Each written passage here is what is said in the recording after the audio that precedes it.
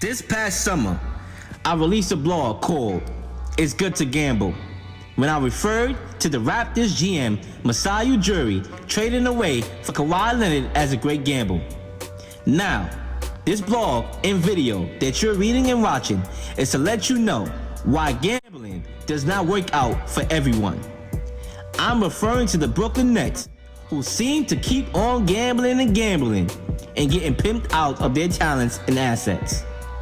Last season, the Nets over-exceeded expectations by making it to the playoffs with their young core of D'Angelo Russell, Caris LeVert, Jared Allen, and Spencer Dinwiddie. D'Angelo Russell became an all-star last year, and the team's chemistry seemed to be on point. However, last summer was a big time for NBA free agency, and the Nets wanted to make a big splash at the party.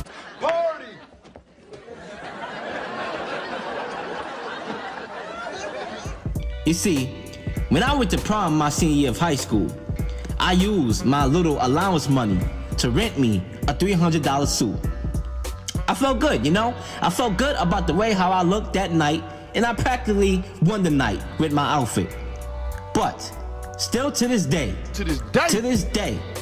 I mourn and regret spending all that money on that suit. And you know what? I'm pretty sure the Nets will regret spending all that money on two marquee free agents known as Kyrie Irving and Kevin Durant. Let me tell you why.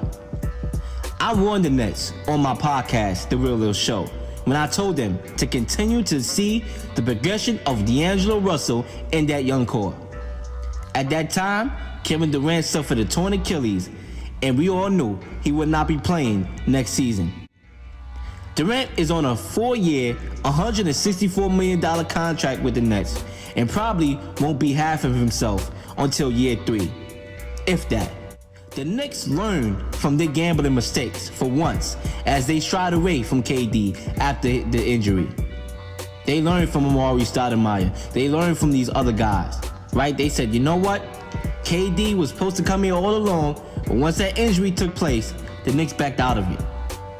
Kyrie Irving just spoke to the media a few days ago, addressing his shoulder injury, and has not ruled out the possibility of a season-ending surgery. Irving has been known to be injury-prone, and this is the same movie we have seen over and over before. We've seen it in college when he went to Duke. We've seen it on the Cavs. We've seen it on the Celtics, and now we've seen it on the Nets. From the little appetizer we have with Kyrie Irving in a Nets uniform, we've seen a lot of points scored. We've seen great handles. We've seen the good, famous matchup between him and Ja Morant. That was a shootout. But we also seen a lot of guys standing around.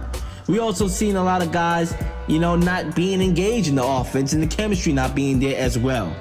The same thing we seen when he played with the Celtics. We have not seen a lot of winning. When both players come back, Kevin Durant and Kyrie Irving, the chemistry will need to be developed. The Nets should have learned from their past mistakes as they gave up their unprotected first rounders for 2014, 2016, and 2018, and half of their team in return for an agent Kevin Garnett, Paul Pierce, Jason Terry. Kevin Garnett and Paul Pierce already had their retirement plans put in place and vacation trips on their minds. This is regarded in many people's opinion as the worst trade in NBA history. Remember what I said in part 1. Sometimes it's good to gamble and go to Vegas. Just make sure you return home with all your clothes on. One bad gamble can cost you everything. Ladies and gentlemen, it's good to gamble. Sometimes.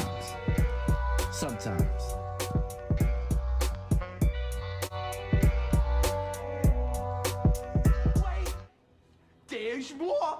Hang on to your seat, baby, cause this one's a screamer. The movie, Uncut Gems, shows the cool but dangerous side of gambling. Remember what I said in part 1. Sometimes it's good to gamble and go to Vegas. Just make sure you return home with all your clothes on. You see, watching the movie Uncut Gems opened my eyes as a sports fan into the world of sports betting. If you're a sports fan, I encourage you to go see this movie. Great movie, by the way.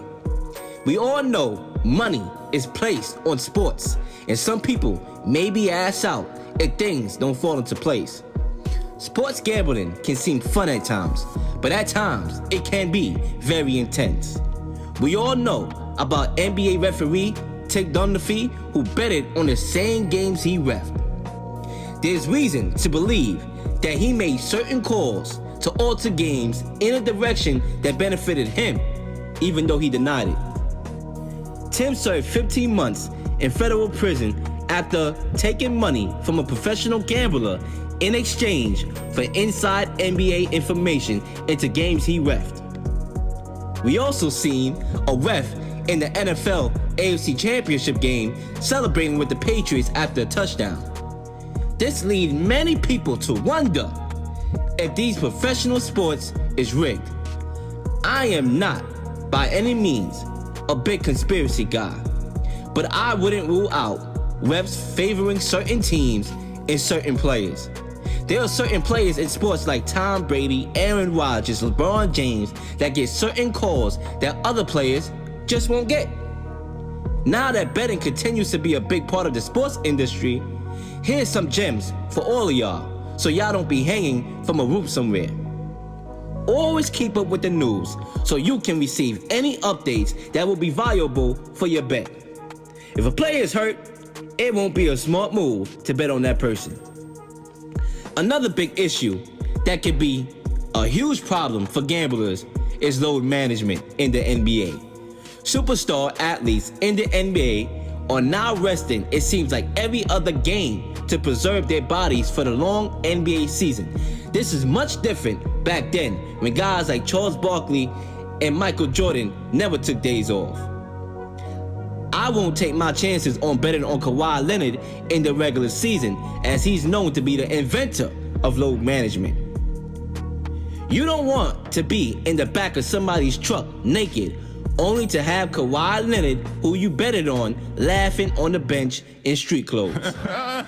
Sports is changing, ladies and gentlemen, and with new obstacles, you have to be much wiser.